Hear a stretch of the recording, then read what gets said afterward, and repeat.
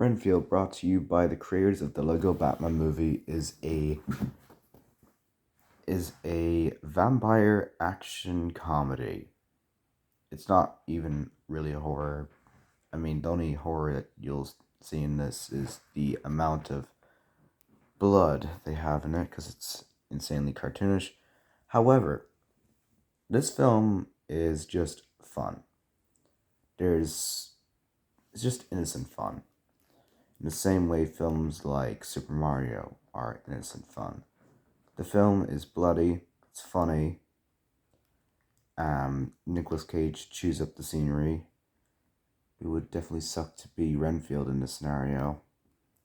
And actually come up with a pretty unique device for Nicolas Cage's Dracula.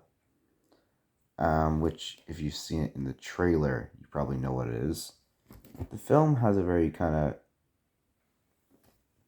film's tone kind of bounces back and forward between being serious with some stuff involving Ben Schwartz, but then we'll go back to an insanely funny fight scene that has a ridiculous amount of blood.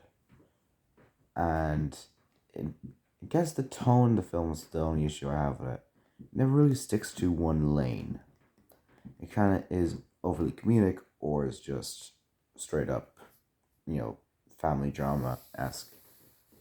But having said that, when Nicolas Cage is on screen, there is a great sense of fun going on, regardless of what tone it picks then. And I didn't expect to get crime involved in this one, because that's an interesting take on Nicolas Cage's Dracula.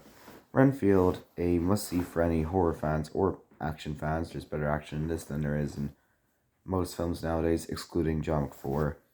Probably a solid 9 out of 10 for what it is. Just don't be going in with the expectations of many characters besides the main to get any resolve or resolutions.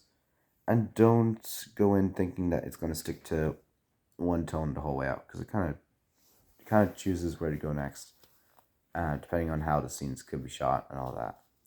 And some people call it shaky cam. I just call it stylized camera work. You've probably seen it in the trailer, but basically, the camera doesn't shake. Essentially, what it does is it's frantic editing, and it's gonna lead to very stylized shots. So someone who enjoys frantic editing when done right, I enjoyed it pretty much. However, I can see why other people will not like it as much. So that's my review of Renfield.